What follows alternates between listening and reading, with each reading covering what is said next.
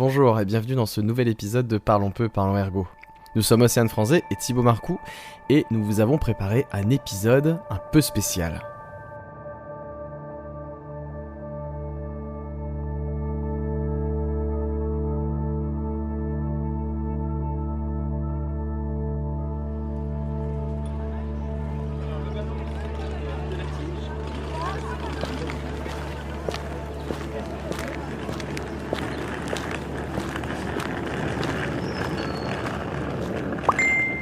Suite à la proposition de Michel Eslanides par mail sur Ergolist, nous avons pris contact avec Jacques Leplat.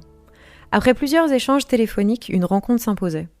Sur le moment, l'échange étant intéressant, même s'il y avait assez peu de doute là-dessus, nous nous sommes dit qu'il serait dommage de garder tout cela pour nous.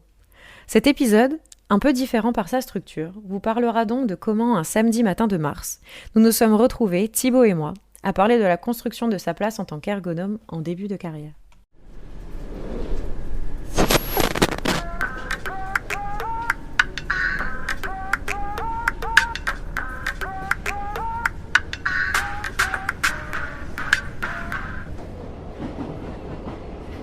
Vous êtes déjà allé à Châtillon, dans le 9-2 ? Nous non plus. Pourtant, notre périple nous mène à cette commune non loin de Paris. C'est ainsi qu'à l'autre bout de la ligne 13, nous attendait une rencontre marquante pour nous, jeunes ergonomes. À la fois impatients et impatients d'arriver à destination, mais aussi fatigués par ce trajet matinal, on se disait avec Océane... C'est fou quand même qu'il soit toujours animé par sa profession, à plus de 100 ans. C'est à la fois fou et intimidant, je dirais. C'est sympa de sa part de nous recevoir. Ouais, c'est vrai, c'est sympa. Mais qu'est-ce qu'il est tôt ? Qu'est-ce que j'ai besoin d'un café, pas toi ? Qu'est-ce que c'est loin. Mais en vrai, pas le temps de rêvasser, on était déjà arrivés.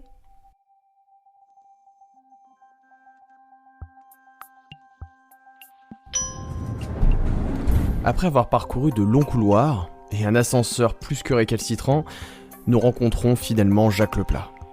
Autour de lui, des grands classiques de la littérature en ergonomie, là, à portée de main. À peine le temps d'installer notre matériel d'enregistrement, qu'il engage rapidement la conversation, exposant son intérêt pour la discipline dont il a été un fervent défenseur. Il commence tout d'abord par nous parler et insister sur l'importance de lire les ouvrages des contributeurs et contributrices de la discipline. Et ça à juste titre. Et pour continuer dans une posture pleine d'humilité, alors que nous le questionnons sur son parcours et ses travaux, il nous renvoie vers d'autres ergonomes et nous parle plutôt de l'importance du collectif en ergonomie, d'aller à la rencontre des ergonomes qui travaillent sur des thématiques qui nous intéressent et nous questionnent.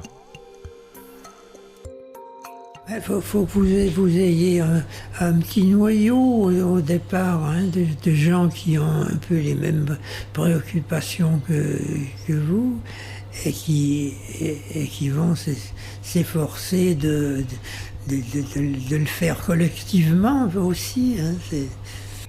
Oui, il faut que vous vous introduisiez dans les secteurs où ces gens travaillent. Mais pourquoi ? Le sujet de l'intégration de groupes d'ergonomes déjà formés est revenu plusieurs fois au sein de notre échange. On pourrait supposer un tas de raisons, mais écoutons plutôt sa réponse.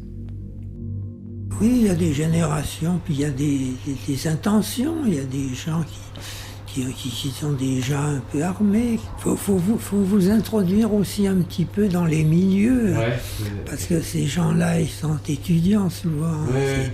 Et alors, si vous avez déjà fait des petites affaires avec ces gens-là, parce que vous avez étudié telle chose que vous connaissiez bien, après vous êtes un peu engagé. Alors après vous allez le trouver plus facilement que... C'est pas additionner des choses comme ça, mais c'est d'essayer de trouver, puisque les gens travaillent en collectif, de trouver des gens qui font quelque chose, qui se rapprochent de ce que vous faites et qui vous permet de progresser. Ces personnes, qui font quelque chose qui se rapproche de ce que l'on fait et nous permettent de progresser, nous pourrions les apparenter à des membres d'une communauté de pratique. Stéphanie Dameron et Emmanuel Josserand, dans un article de 2007 de la Revue française de gestion, après revue de plusieurs définitions d'auteurs et autrices, nous en proposent cette définition.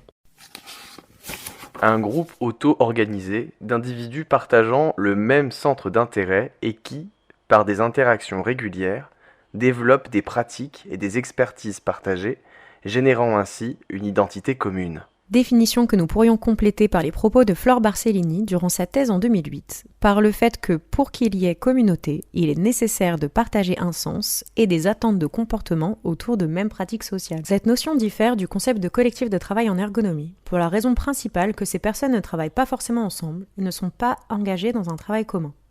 Mais comme dans un collectif, ces communautés permettent le développement des compétences et de l'expertise au travers d'échanges réguliers. C'est ça qu'il faut que vous êtes jeune, c'est que vous vous engagez là-dessus, de quelque chose d'un peu solide, que vous allez vous mettre pendant un an, vous allez faire des choses qui vont être un peu élémentaires, tout ça, mais qui vont vous mettre sous la bonne étoile. Oui, parce que si vous faites ce cursus-là, vous avez beaucoup de possibilités au départ, parce que c'est des gens qui viennent de plusieurs endroits et que au départ il faut qu'ils se fassent au travail, et c'est important d'avoir des attaches là. Mais après, une fois que vous aurez trouvé un petit noyau de collègues qui ont des préoccupations un peu de votre genre, c'est important d'avoir ces relations-là, parce que vous ne pouvez pas tout voir. Est-ce que cela voudrait dire qu'ergonomie signifierait avant toute chose collectif ? Durant notre échange, tout laissait à penser que oui finalement. Mais est-ce réellement ce qu'il souhaitait nous dire ? Eh bien, juste avant de souhaiter une bonne journée, Jacques Leplat ajouta quelques précisions. C'est avoir un objectif, et un objectif, vous l'aurez si vous avez la possibilité d'être dans un lieu où il y a des gens qui font des choses du jour, enfin. Et alors, c'est là que vous vous formez. Après, vous voyez des gens qui tiens, j'avais jamais entendu parler de ça, c'est bien, je peux. Ouais. Et puis alors, vous pouvez les enrichir, et puis vous avez des possibilités là qui sont directement valables. Il ne faut pas s'endormir dessus, mais il faut aussi faire un effort pour voir des secteurs où on n'a encore pas bien travaillé, mais on peut faire quelque chose. Quand on est plusieurs, on peut faire aussi, il y a des gens qui ont des choses rapprochées, on peut faire des choses rapprochées. On avait encore tellement de questions, mais c'était l'heure d'y aller. Malgré cet échange qu'on pourrait qualifier de court, nous avons été touchés par ce qui semble pouvoir faire la force de l'ergonomie selon lui, point de vue que l'on partage aussi. La question de la communauté, du partage et de la coopération entre les acteurs qui forment cette profession. Sur le trajet du retour, on ressort avec Océane un peu hébété de ce moment privilégié avec ce grand nom de la discipline. On débat, on échange. Et on a le temps, on a 1 heure de retour. Est-ce qu'au final ce serait pas ça la beauté de l'ergonomie ? Des groupes, des associations, des laboratoires, des professionnels, des étudiants et étudiantes qui proposent des savoirs, des projets, afin d'enrichir cette discipline et d'autres encore. Mais aussi partager le savoir ensemble, entre ergonomes, comme en dehors. Un peu comme ce podcast finalement.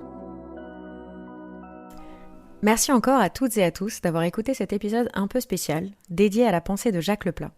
Entre l'enregistrement et la publication de cet épisode, Jacques Leplat s'est éteint le 21 avril 2023. Cet épisode lui est donc d'autant plus dédié, à lui et ses travaux. Merci à Michel Aslanides de sa sollicitation de la communauté, à l'équipe de Parlons peu, parlons ergo d'avoir travaillé sur cet épisode, à Flore Barcellini pour ses conseils bibliographiques, et enfin et surtout, à Jacques Leplat pour son temps et cet échange. À très vite, et n'oubliez pas de nous dire si ce format vous a plu. Et si vous en voulez d'autres et que vous ne voulez rien louper, abonnez-vous sur YouTube, Podcastix, LinkedIn et Instagram.